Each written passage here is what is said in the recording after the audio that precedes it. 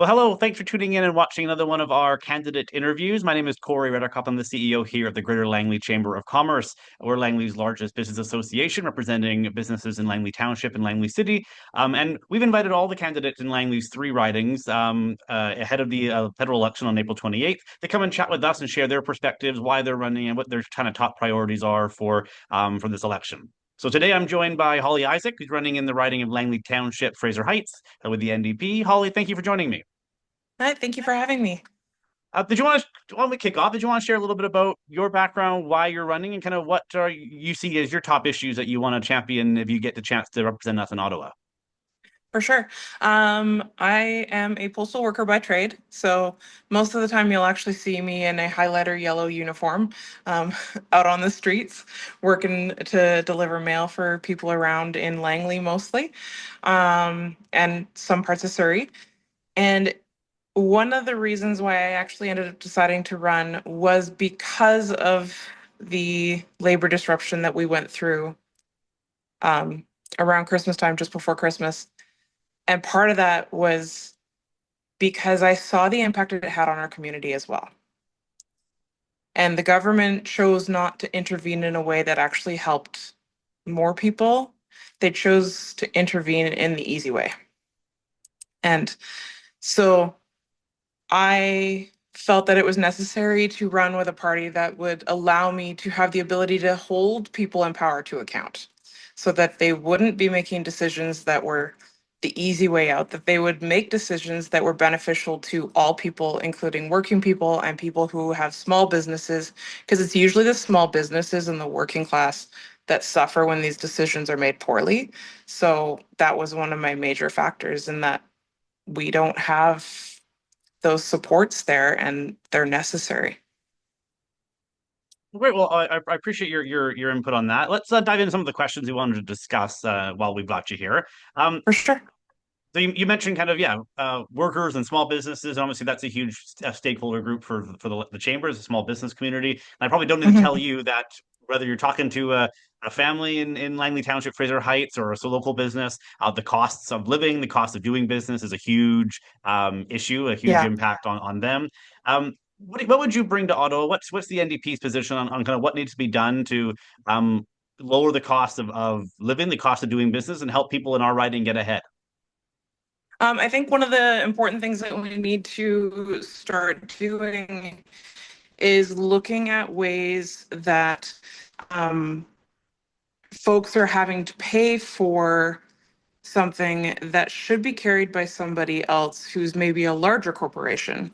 So one of the things we want to do is actually introduce a better fiscal approach where we're actually asking, um, people who are making, like, say, for example, if they're making over $100 million in wealth, maybe they should pay a little, like 3% more. So that cost falls onto them. So when we're in an economic downturn, like we may be headed into with all these tariffs and everything like that, then it's not the small businesses that suffer.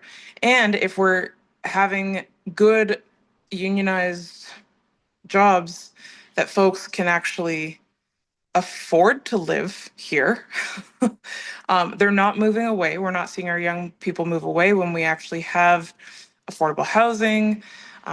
They're spending their money at the small businesses because most of my friends, at least, I know we want to support our local small businesses. We want to champion the people who are actually creative enough. And so when you take away extra costs that shouldn't be their burden, people have the ability to be creative and actually be more entrepreneurial and create small businesses that make our communities thrive and make us who we are as Canadians too, because that's ultimately what we need. So, Yeah, another kind of related topic as we kind of talk about things that are forcing costs up or ch causing challenges for the business community. Obviously, mhm, a kind of supersized issue that's been the last couple of months is the issue with tariffs and trade and mhm. all the uncertainty that's caused. What do you think is the right way for Canada and the federal government, and what would you advocate for?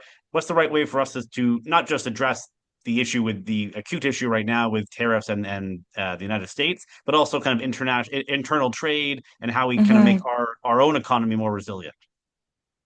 I think part of it comes down to not being quite so dependent on the United States, strengthening international trading relationships with other countries in the EU and Mexico, for example, but then also taking down those trade barriers that we have interprovincially. Because when it's harder and more expensive to trade provincially, you're going to look elsewhere because that's just naturally what's going to happen. So if we make it easier for Canadians to trade amongst the provinces and the territories, um, it's going to allow people to keep it Canadian. So we're going to be keeping more Canadian jobs. And then we're going to be able to actually source things that we know we have good products here. And we know we have good people and we know we have good businesses. So why don't we support each other in that way? So um, having that and then, investing in infrastructure so we can transport things more easily. And then investing in being able to have big polluters pay for, you know, things that they're doing so that that money goes into any of the costs of, let's say, um, anything when it comes to, sorry, the word is not coming to me because I've had a headache all day. Um, but when it comes to our commitment to being more green and all those kind of things, that again should be borne out by the larger corporations. And so when we have that funds going into there and then we can support people um, in making things easier to transport and investing in that like high speed rail in some cases in certain corridors to start with and then that kind of thing. So Yeah. The you mentioned a few pieces of infrastructure there, so I want to kind of pivot to some of the challenges that this riding, Langley Township, Fraser Heights has as so Langley is the fastest growing community, second fastest growing community, I think, in the province now. mhm. So kind of what comes with lots of people moving in here, which is growing pains. Yeah. And we've seen that Langley hasn't really gotten its fair share in some of the infrastructure, whether that's hard infrastructure on roads and highways and pipes and things, or soft infrastructure around healthcare and hospitals and other transit services and those types of things. So what do you think is the federal government's role? Or what would you advocate to make sure that Langley Township, Fraser Heights gets its fair share of federal dollars on that? I know a lot of that is provincial jurisdiction, but the federal government has a lot of the purse strings. How would you advocate to make sure that our riding gets its fair share of that investment? So I very much acknowledge that Langley often gets forgotten when it comes to those kind of things. That's been a frustration, especially when it comes to our Langley Hospital as well. And then our roads, like it's only recently we got any upgrades starting to 208. And of course, it's frustrating to have to drive in those things, but they're so desperately needed and like Fraser Highway and all those kind of things. Um, so I think when Tommy Douglas introduced even healthcare for us, as it was supposed to be 50% of that was supposed to come federally, right? So, and it's become less and less and less over the years. So we need to start committing back to actually investing more in that. And so we can invest more in our hospitals and the infrastructure. And part of the investing in those good jobs and building Canadian and all that is going to be having those infrastructure jobs so people don't have to go into a non-productive job or anything like that so that they're not suffering and trying to make ends meet. They're actually able to be more creative on the side and so they're not burning out and so having those again good paying jobs where folks can help build roads and then they can help um, with the SkyTrain and those kind of things. So pushing the government to actually give those investments to Langley as well. So we're not forgotten anymore because too many times I've heard, even in other situations where it's like, well, Langley's so far away. Are we though? Are we? Not really. We're just across the bridge, right? So um, I think Langley is a vibrant community and it was the birthplace of BC. And, we definitely need to be like investing in those kind of things and pushing for more investment in our highways and our roads and stuff, because that's what's going to keep us connected when we need to be connected more now more than ever. Great, thanks for that. We're galloping through our time here. I do want to touch on an issue. A lot of things kind of intersect with provincial or municipal or federal roles, but one where there clearly is a federal responsibility is around crime, public safety, and Mhm. I know when we talk to our members, a lot of the challenges or concerns is around kind of retail theft, property crime, Yeah. street disorder, those kind of grinding. Kind of low grinding crime that if you come to your shop and the window has been smashed overnight, those types of things. What do you think is the federal government's role, or what should they be doing more around addressing repeat offenders, enforcement, but also some of the broader social issues that seem to be contributing to this kind of ongoing challenge? Yeah, 100%.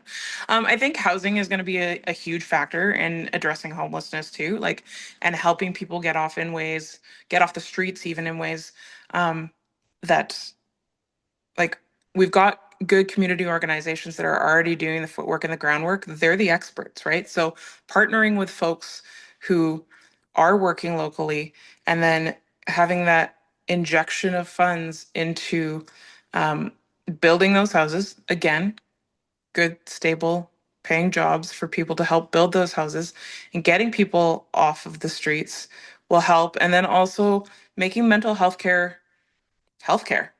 Like, when people don't have access to mental health care, they self medicate. And when they self medicate, they get addicted. And so we're seeing the ramifications of that self medication um, with our folks that are living on the streets. So when we intervene early enough there, we're going to see it be a different outcome. And then also, we need to be investing in our police force, being able to actually have specific task forces for that, for investigating in these kind of crimes. If you don't have the funds to do it and you don't have the workforce to do it, it's impossible to police that. So there does need to be the ability to work with that, but also keeping in mind that most of our investment should be, I think, with the folks who are going to be helping with mental health because they're trained to deal with mental health. So I think that's one of our huge problems. And when you don't have security of being in a home, and when you don't have food security, and when you don't have a whole bunch of all of these other things, it has a large impact on mental health, and people suffer. And then they start turning to things that they shouldn't be turning to. And then, as you see it play out, we see people breaking into things or stealing things and those kind of things because something else takes over. So Oh, well, thank you for your comments on that. We've run through our time here, so maybe as a last okay. kind of question or comment, did you want to share anything that's kind of top of mind, or any final comments or words to voters in Langley Township, Fraser Heights, as we kind of gallop towards, I guess, the last 6 or 7 days of the campaign here? Any final closing remarks on behalf of you and the campaign? Um, so as a postal worker, I'm obviously not a career politician. um, but I do value living and working and serving in my community. And there's one thing you need to know about me is if I have a task, I'm like a dog with a bone on that thing, and I'm not go until it's done.